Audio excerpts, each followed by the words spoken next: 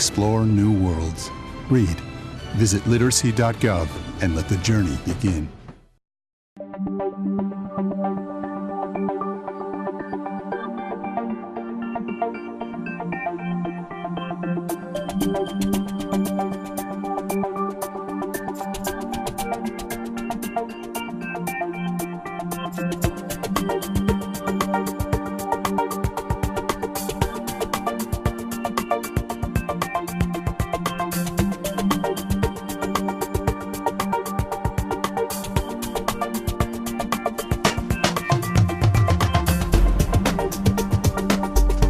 Welcome to This Week with Sheriff Dave Phalen, a weekly program on LSN Television, Channel 9, Time Warner right here in Lancaster, and also on 90.9 FM, WFCO Radio, a program that we do each and every week, having guests from within the community and also within the Fairfield County Sheriff's Office. Appreciate all the folks here at Fairfield Christian Academy that produce this program each and every week. They do a great job, and also appreciate the viewers and listeners for their kind comments that I received. Special guest this week is Detective Andy Roberts. Good to see you, Detective. You too, sir. And Andy's a veteran with the Sheriff's Office. You've been a detective how many years?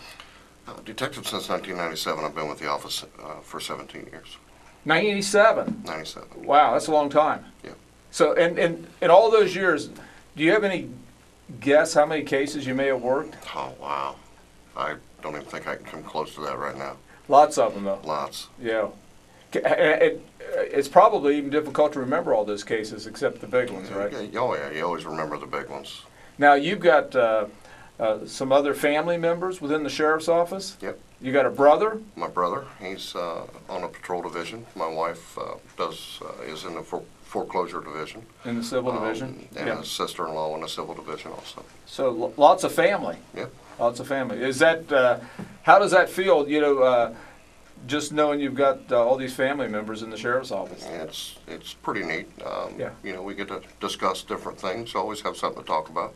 Yeah, our chief deputy, Jerry Perigo, he was with the Columbus Police Department. One time he was on, two of his brothers were on, and his daughter. Wow. So they had the whole family there. Right. Now, tell us a little bit about your career with the Sheriff's Office. It's been great. I started out in dispatch. Of course, you go through the auxiliary division first, then get hired full-time. I started out in dispatch, dispatching our units, transferred over to the road division, and then from there went to the detective bureau. Well, that's a lot of different things. And I've often thought that the dispatching area has got to be one of the toughest areas in the police department.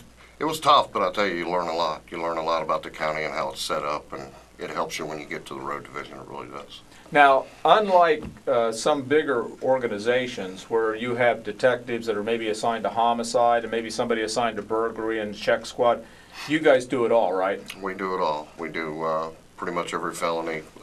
Yeah, we do every felony and some misdemeanors. Of course, homicide, burglary, robbery, assaults, your B&Es, thefts, and misdemeanors mostly is runaway juveniles or missing juveniles.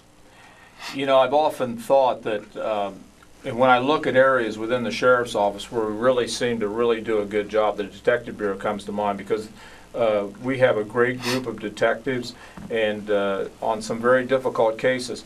And I know for a period of time, I would say about a 5-year period, we had a lot of homicides. Yeah, we went with a run there for a little while, right around 05. Thank the Lord, it's been pretty quiet since. So yeah, we've had last couple of years we've been pretty lucky. And so I think since I've been sheriff, we probably had maybe 5 or 6 homicides. Yeah, right around there. And they're all. Did you work all those? Every one of them I was involved in, yes. And everybody that committed those are in the penitentiary today, right? Yep, they've all been solved. Yeah, so that was a good job, and it was pretty impressive because some of those cases started out with not a lot of clues. Oh yeah, quite a few of them. You start out with basically nothing. Well, walk us through kind of how these are investigated. What are some things you do when you show up the scene? I know there's a lot of things on television that you see, and they usually can get it solved in about an hour. Right. But typically, what happens as far as how we go through that process? It's not like CSI by any means. Right. It's a long, drawn-out process. Holding the scene, fingerprinting, DNA, gathering evidence, especially on a homicide. You're going to be there for a while. We're going to have that scene for a long time, and then of course work the process of following up the information that you did receive, and speaking with family members and trying to find information on who may have had contact with the individual when you're talking about a homicide. Now, going a little back in time, probably the biggest case that we've had in Fairfield County since I've been sheriff was the Dybel homicide out on 158. Yeah, that was a very large case for us. And that was a case where the scene, and for our viewers and listeners, that was a double homicide. Yes, it was. And I can remember showing up that morning out there, and that scene was actually held for a couple of days. Yeah, we 2 or 3 days we had that scene, holding it to gather up the evidence that we had to gather. And then eventually the individuals were in custody and they're in the penitentiary. Yeah. Yeah. Caught and arrested. Yeah, caught and arrested, and that started out without a lot of clues too, because there was typically in a homicide case you've got some direct connect, don't you? It's either, the first people you look at is the husband, the wife, somebody close within that family. Right. And this one didn't have that dynamic, did it? No, it didn't. It actually took us away from there.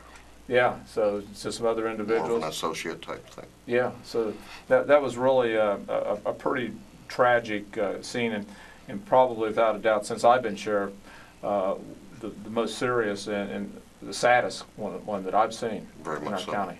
And certainly they're all sad when you have a loss of life.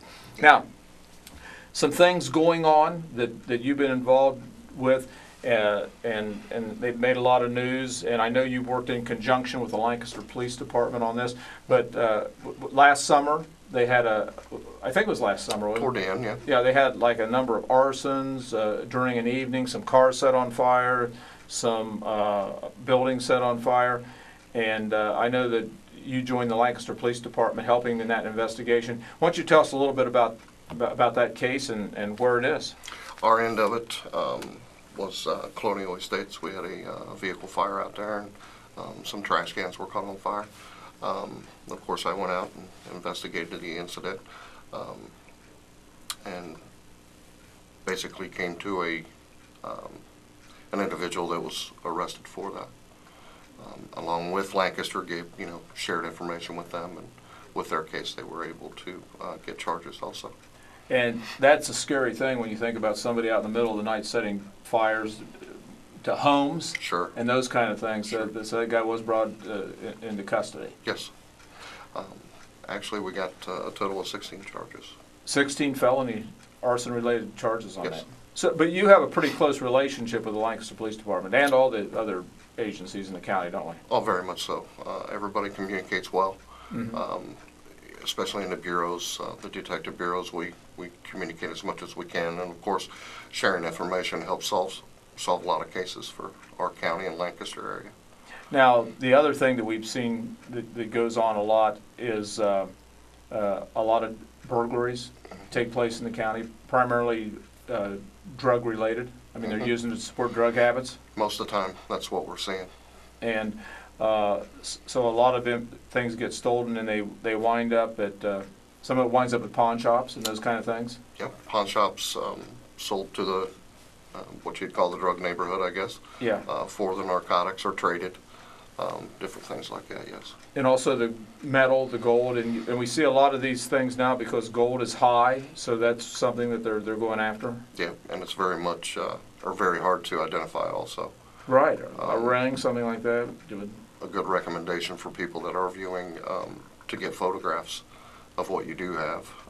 That way, when you do file a report, you can describe all day long a ring to a detective or an individual, and you know what that ring looks like. You're going to be able to walk in and identify that right away. We're not going to be able to.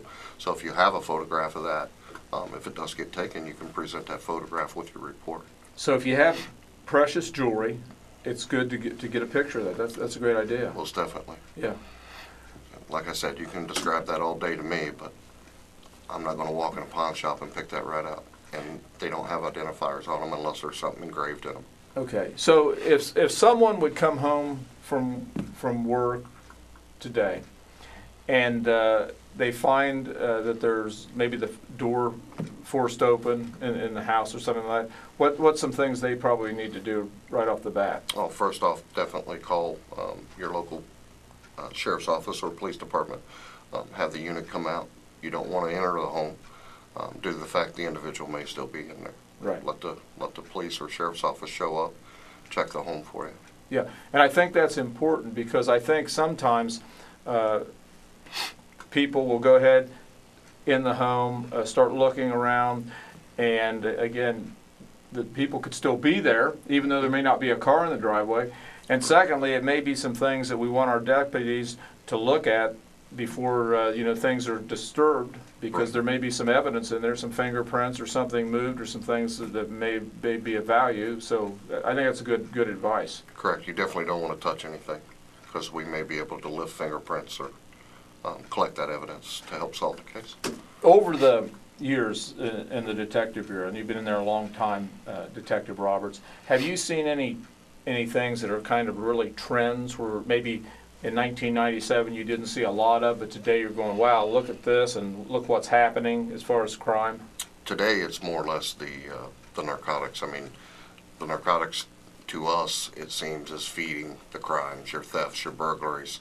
We're seeing a lot of family members, it's sad to say, but family members stealing from their own family members to get your fix, their fix. Right. And a lot of times we're finding those in pawn shops to where they're just wanting that quick cash so they can feed their habit. Right, right. And that's primarily the opiates and the heroin that we're seeing. Yeah. You know, I'm surprised because, today we see these drug overdose deaths, and you guys investigate those, averaging about probably one a month now throughout the county. Quite a bit. And and that's primarily heroin or opiates. Yes. And we don't see a lot of the cocaine overdose. So it's primarily these opiates and heroins. Correct. Huffing. Huffing. Seen that one. The opiates and the heroin. Well, tell us. That's a good point. Tell us a little bit, because maybe some of our viewers or listeners, they may not even know what huffing is. What is that? Huffing is, basically your air duster cans, or your cleaners that you can buy for your computer system to blow the air out or blow the dust out of your keyboard. They're huffing those cans. Wow. I mean, plain and simple. And then they die. Right. That, paint. Paint. Wow. There's different things out there. Gasoline. Well, and that's something that parents absolutely need to be talking to their kids about, don't they? Most definitely. Yeah. I was at a meeting last night. It was a ladies group. There was probably 25 ladies there, and I kind of explained to them some of the things going on with the county. It's kind of things that you and I see every single day, and we think that everybody should know this stuff. But I was surprised that really a lot of them didn't have a real understanding of the extent of the problem we see. And working the investigations, just to touch on that a little bit, working our investigations when we're contacting these victims, they don't know most of it either. I mean, we going through an investigation with a detective, they learn a lot of information themselves. Right, right. Off of the stuff, so. Detective Roberts, we're just about out of time. I'd like to have you back next week, because I know there's a case out there in Bremen that it's been on television, it's been on the radio, where there was an individual set up a car repair shop, took all the cars, and I know you've been working hard. You got some good information on that case, and it's actually been they've identified suspect, and so we'll. Can you join us next week? Yep. Yeah. Well, I appreciate that. Detective Andy Roberts with the Fairfield County Sheriff's Office, one of our senior, in fact, our senior detective, probably been in the Detective Bureau longer than any of our other detectives, and does a terrific job. Do appreciate you, the listeners and the viewers and the folks over at LSN TV and 90.9 who give the Sheriff's Office an opportunity to put a program on each and every week about things going on within the Fairfield County Sheriff's Office and our community. Until next week, same time, same place, God bless, and we'll see you right here.